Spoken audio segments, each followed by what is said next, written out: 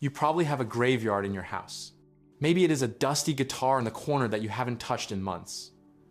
A stack of language books you bought with so much hope but barely opened. Or a half-finished coding project sitting on your laptop. And every time you look at them, you feel a little twinge of guilt. Society has a lot of names for this. They call it flaky. They call it lacking grit. Or the most famous one, jack of all trades, master of none. The narrative is always the same. You start with intense passion, you consume the information greedily, and you feel like this is finally the one. And then, right when things get serious, the feeling evaporates. You get bored, you quit, and you move on to the next shiny thing. After a few years of this cycle, the self-blame sets in. You look at your track record and ask, why can't I just stick to something? Why do I always give up? But today, I want to offer you a different perspective, one that is a little kinder and a lot more scientific. It is easy to feel like being a dabbler is a defect, but you actually share the exact same foundation as a genius polymath. You possess the knowledge instinct. You have a high drive for novelty and curiosity. The difference between you and a master isn't your personality, it is your strategy. It comes down to the conditioning of a specific part of your brain. But to unlock that potential, we need to understand the glitch that makes you quit too early.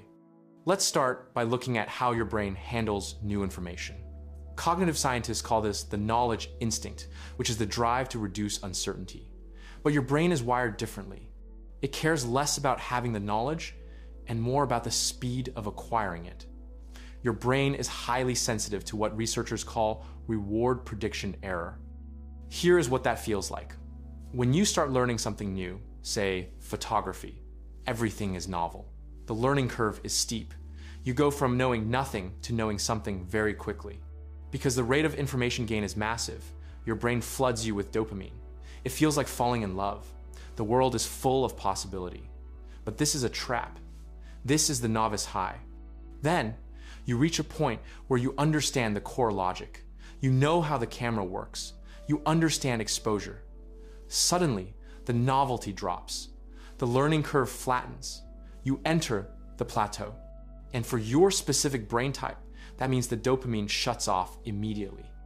This is the fork in the road. A master pushes through this plateau because they are looking for a deeper pattern, but a dabbler quits here. We often call this laziness.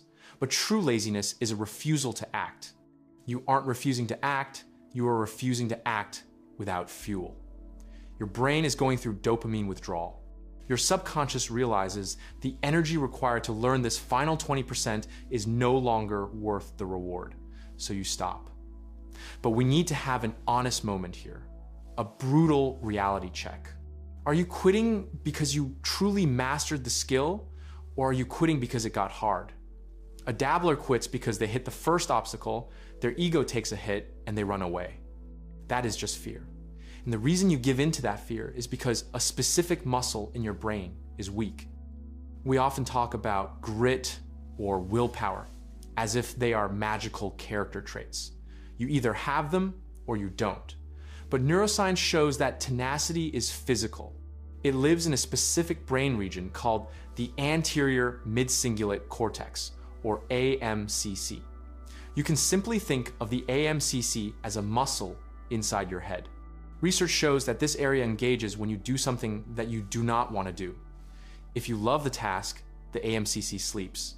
If you hate the task but do it anyway, the AMCC fires. If you let this muscle bear weight, it grows. If you don't use it, it shrinks. For a dabbler, the AMCC is often like a weak muscle that cannot even lift a water bottle. Every time you felt a moment of boredom or frustration in the past, you quit. You put the weight down. So now, even a tiny inconvenience, like a difficult chapter in a book or a confusing line of code, is enough to trigger a give-up decision. It's like asking someone who's never run to suddenly sprint a marathon. Of course you collapse.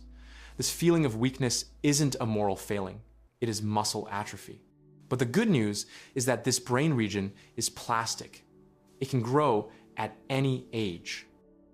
Studies on superagers, older adults who maintain incredible cognitive function, show that they have AMCCs that are just as thick as young people.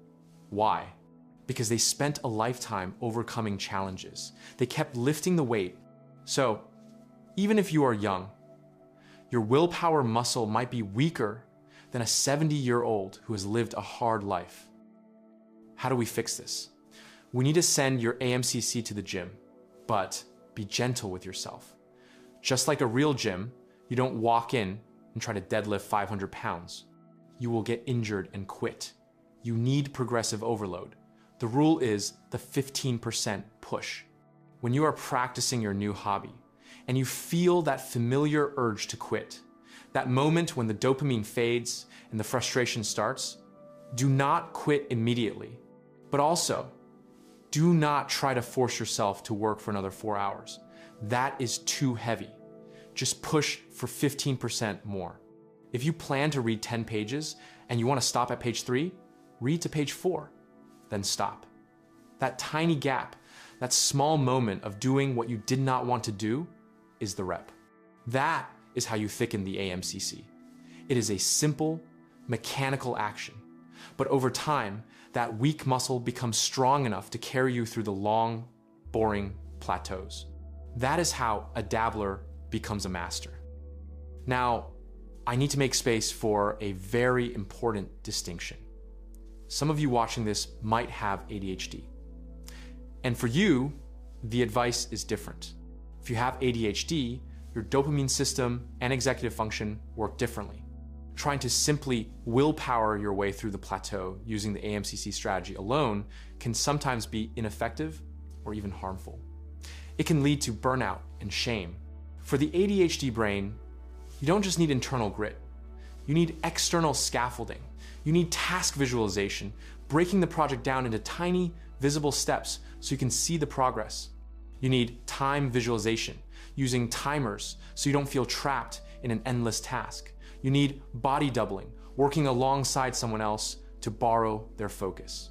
And you need gamification, adding artificial rewards to replace the missing dopamine. As I mentioned in my previous video on job crafting, you need to engineer your environment to support your brain. If you suspect you have ADHD, please use these external tools to assist your AMCC rather than just blaming yourself for being weak. There's one final barrier we need to address: boredom intolerance. The reason the plateau feels so painful is that your baseline for stimulation is too high. We live in a world of supernormal stimuli. TikTok, Instagram, sugar, video games. These things flood your brain with effortless dopamine. Compared to a 15-second video, learning a language or practicing an instrument feels incredibly slow and boring. Your brain is calibrated to high-intensity noise. So when you try to do the quiet work of mastery, you feel like you are suffocating. You need to actively treat this boredom intolerance. You need a dopamine reset. This doesn't mean living like a monk. It means practicing stimulus control during your work sessions. When you are engaging in your hobby, put the phone in another room. Turn off the music. Allow yourself to feel the boredom. We usually see boredom as a sign to quit, but actually, boredom is the clean slate required for deep encoding. It is the feeling of your brain shifting gears from consumption to creation. If you can lower the background noise of your life, the signal of your new skill will become clear again. So here's my proposal for you. We are approaching a fresh start. I want you to give yourself a 6-month challenge. Pick one interest, just one. It doesn't have to be your career. It can be anything. And commit to sticking with it for 6 months. Forget about becoming a world expert. The aim here is simply to experience the deliberate practice phase. Your goal is to hit the plateau, feel the drop in dopamine, feel the weakness of your AMCC, and then do the work anyway. Use the 15% push, train that muscle, find your baseline. Once you prove to yourself that you can push through the dip, you will unlock a new identity. You will realize that the label of dabbler was temporary. You are evolving into a polymath in training. And once you have built that muscle, you will be ready for the next step. But for now, download the free guide in the description. It has the interest audit and the specific protocols to train your AMCC. Pick your one thing, lift the weight. In the next video, we are going to talk about the polymath strategy. We will discuss how to structure a career that honors all your different interests instead of forcing you to pick just one. I will see you in the next one.